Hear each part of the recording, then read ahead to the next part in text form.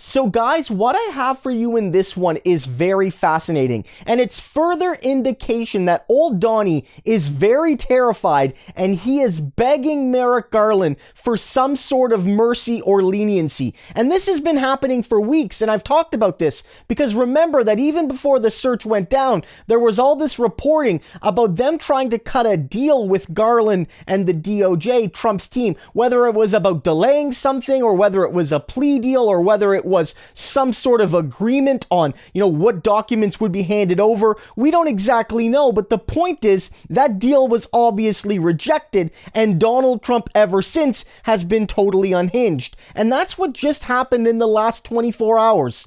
Two new deals Trump tried to cut behind the scenes have both been rejected, and he's not going to come out of this with a win. First, I want to show you the following because it outlines that Trump thought he could just go in and pick his own special master, but little did he know that Merrick Garland had his own suggestions, and as this lines out, it's very likely that Donald Trump will lose out when he thought he had a default win. Is playing out amid the FBI's investigation into the several hundred classified documents that were recovered from Mar-a-Lago over the last year and several other investigations involving the former president.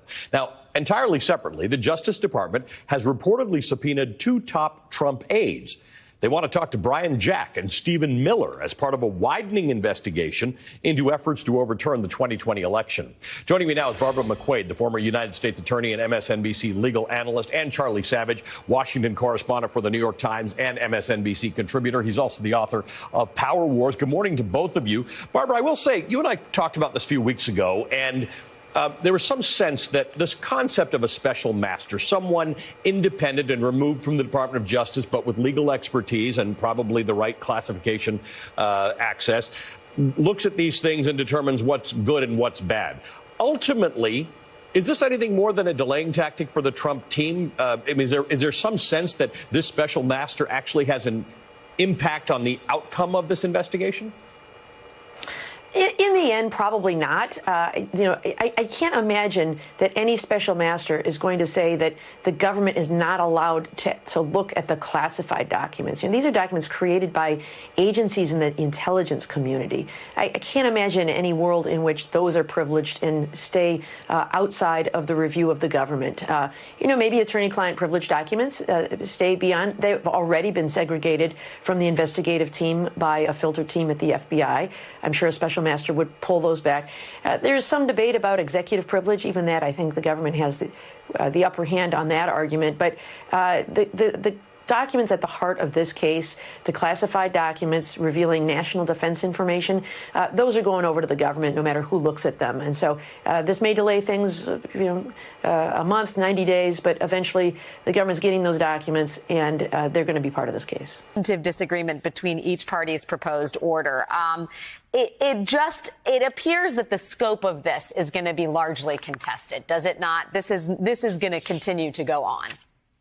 Absolutely. I mean, the DOJ is going to want to move this promptly. They're going to want to make sure that they challenge all the privilege claims that Trump's team makes. And Trump's team is going to be trying to, raise privilege, try to prevent the documents from being used in the investigation. And I think they want to create a record for the Court of Appeals and the Supreme Court. So I think the parties are going to be locked in on this pretty hard. But at the end of the day, I think there may be opportunity here, and I am encouraged that DOJ put up two judges who have some Republican pedigree in their background. I think that's great, and I think that sends a strong and confident message about this process. I will also note that it says explicitly in this, the plaintiff, that would be Team Trump, believes the government's objection to the special master reviewing documents they deem classified is misplaced.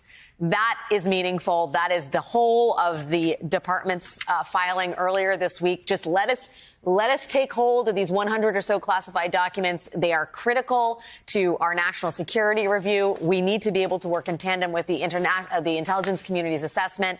Let us have access to these 100 documents. It seems as if Team Trump is not on board with that, which is no surprise. But the buck, as we said, stops with Judge Cannon here. So what happens next, Mr. Fishwick? Who has the next play on this chessboard, and what is your expectation for Judge Cannon? I think it's unlikely they agree on somebody. But I think the judge will be a little bit boxed. I think Trump's team made a mistake not putting up two judges. I think it's going to be a retired judge for there to be confidence in this, which means that the government's got a 2 and 3 chance and the Trump team's got a 1 and 3 chance. But she may have to break the tie. Trump team may realize that and negotiate a little bit. But I doubt they agree. I think they said they have till Monday to confer. I'd be surprised if they agree on somebody. And there's going to be a little pressure on her, I think, to pick one of the two that DOJ has put up because they have a Republican background.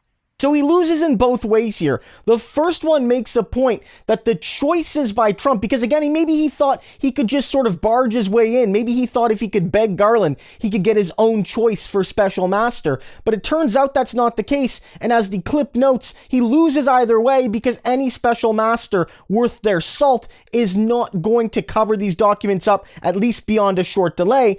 And specifically, the second clip noted that because Trump's picks were not very good, at least one of them maybe isn't qualified, the odds are, even with a Trump judge just deciding, that the DOJ, that Garland and company, are going to get their pick. But this also goes to the fact that Donald Trump, because of his financial desperation and because of his cheapness, just thought he could beg Merrick Garland to pay for this whole process, and Garland shot that down too. No one's bending over for Trump like they normally did, and that's scaring him because Garland seemingly is not willing to play ball where others in the past have. It says here, Donald Trump's attorney suggested the Department of Justice pay for half of the cost of a special master, which prosecutors have made clear they oppose. In a Friday evening court filing, Trump's defense team submitted a proposal for a special master to oversee the documents of the FBI seized at Mar-a-Lago, and it says here each party will bear 50% of the professional fees and expenses of the special master and any professional support staff and expert consultants engaged at the special master's request. But the DOJ disagreed, saying that as the party who requested the special master, they will bear 100% of the professional fees and expenses of the special master and any professionals, support staff, and expert consultants engaged at the master's request. And somebody analyzing this said, this is one of those facts people might not realize about the process. Someone has to pay for the special master. The DOJ being justifiably snippy here by saying, why are you asking us to pay for something that A, we don't need, and B, only you want? And so this is awful for Trump. Whether it's on the legal fees, which again, Donald Trump's businesses are failing. He clearly doesn't want to spend this money. The Republican Party has cut him off and they're refusing to pay his legal bills now. And then you have the fact that this special master thing where Trump could just waltz in and pick his own guy, Garland smacked that down too. Or whether we're talking about all these deals, secret and in public, that he's maybe been trying to cut for pleas and for leniency. None of it is working.